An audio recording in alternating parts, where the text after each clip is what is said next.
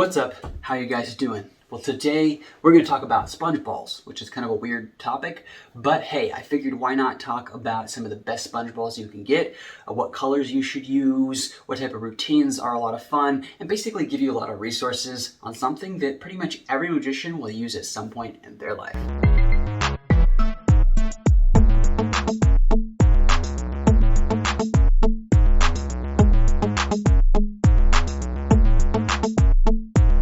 Anyways, before we get to that, I'd like to share with you an awesome magic trick that was created by somebody I watch on Instagram. I'm going to leave his Instagram link down below so you can go ahead and check out his page if you like it. And basically, this is just his variation of this type of trick. This type of trick has been done before, but I really like the way he performed it. I've even added my own variation for the story on it. So hopefully you guys enjoy. It goes a little something like this. And we're going to start very simply by picking a card. Who would have thought, right? So I'm just going to go through like this. We could just imagine, you could literally say stop anywhere, right? So let's just say it said stop here, all right? And we'll just look at this card here. I'm not going to look at it because I don't even need to see it. But what's going to happen is we'll get rid of these cards over here and we'll look at this pile that's been sitting on the table the entire time. Now it's been here for a reason. It's not to predict your card, right? None of these cards match your card. That would be cool. But today we're not looking at mentalism. We're looking at... well, alchemy, in a way. We're talking about the origins of magic. And so the origins of magic weren't so much about predicting people's thoughts, but they're about gathering energy. So oftentimes they use symbols. A great example is, of course, an X. An X is a great example of a symbol. And it was about how these symbols could be used to harness energy. So pyramids, X's, circles, these type of things were all used to harness energy in the old world, basically. And so that's what we're going to be looking at. Now, if we go through this process here, this would be an example of what some might call like a ritual, right? It's not a real ritual, but it's an example of how old practitioners of magic would do it. And so they would think that by placing them in an X or some similar shape, that it would gather the energy in these spots. And by doing so, we could actually use this energy on the cards individually. So like this card here that's face down, if we go like this, then of course this card here actually changes. It's a super cool effect. It's really awesome. We'll do it again with this one. And the nice thing is to use the card that we just changed, because if we use the card that we just changed, it helps add a little bit of extra energy as well. So it was basically a science, if that makes sense. We'll do it again with this one. And so you can kind of get an idea of how this works. So it's a really cool experiment. And so the idea is to see how much energy you can gather over time. If you can gather enough through multiple processes like this, then it can basically crescendo so that it allows for you to do some type of mass change all at the same time. An example is we could then take this and we've gathered enough energy through the placement now that if we go like this, this, and this, then it rubs off and each of these cards becomes a match as well. And there we go, we have every single card has changed into it. And this is a great example of the power of alchemy. All right, hopefully you enjoyed this presentation. So let's get started talking about some updates about what's going on here at the channel. And then of course, we're gonna talk about today's subject. Let's get started. You might have noticed the whole new setup, right? I have this nice backdrop now. I have it up higher. I had it in my old videos down lower, but I actually, got this dresser here. I had this monitor set up and this awesome ship here to just kind of add some flavor to this. This was actually made by a friend of my family's, and so I keep it here just to keep him in my mind.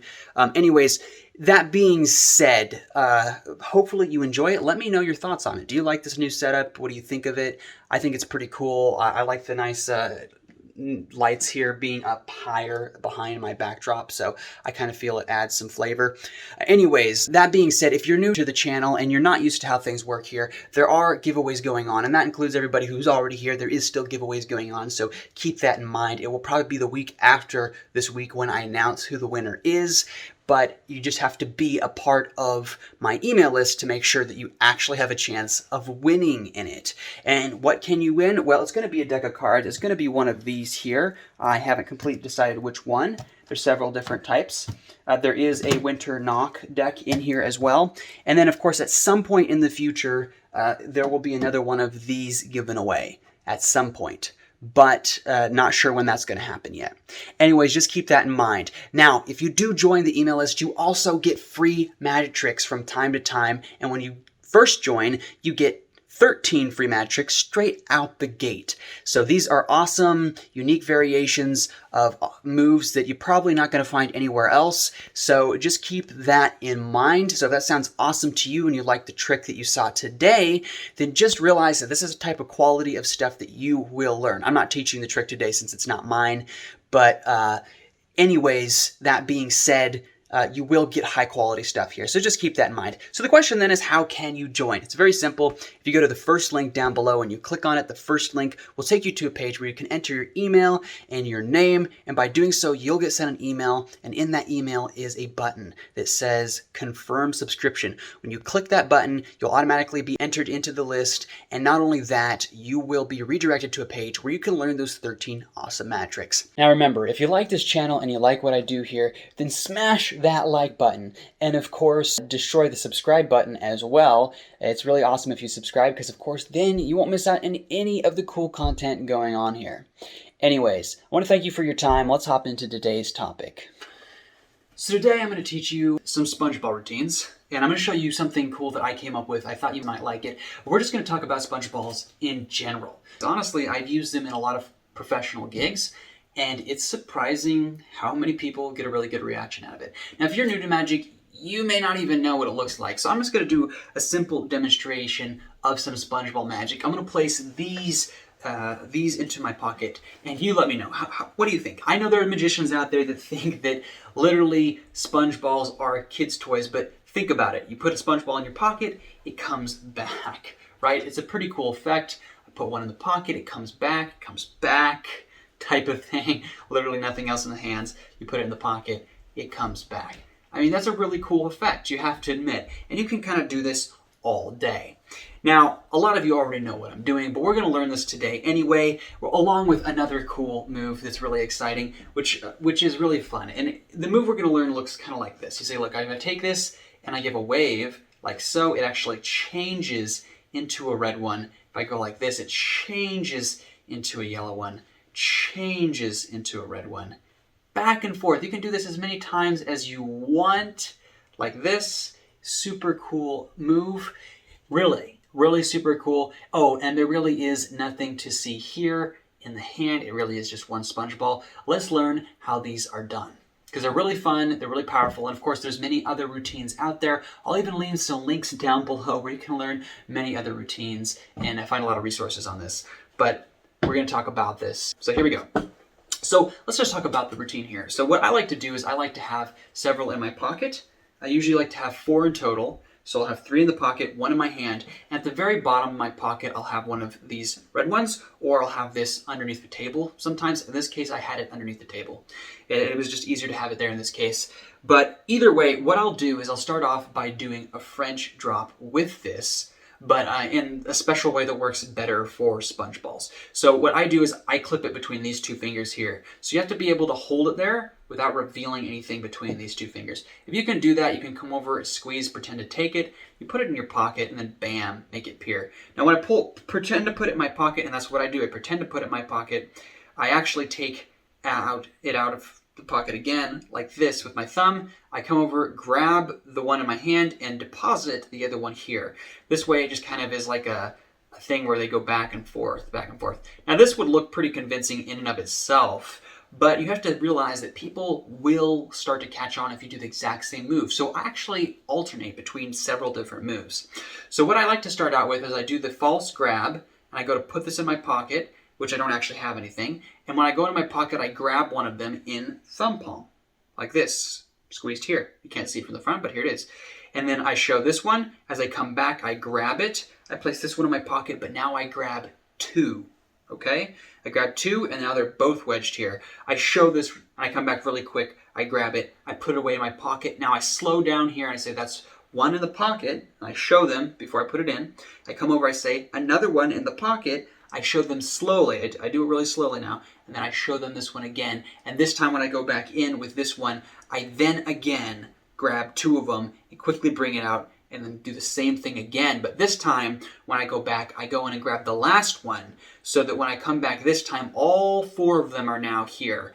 And I can then put them at the fingers like this, and it allows me to do this cool display. So, you might get a kick out of it. I like to do it that way. As soon as I'm done, I put these away into my pocket, and I grab out this one here. I show this one. I show this hand empty. I come in. I display this at the fingertips while holding this one here. This comes back. I switch it out. This comes out. I come back. I switch it out. It comes out. I just keep switching them like this until I do it I try to do it 4 times. And the 4th time, I show them the ball here.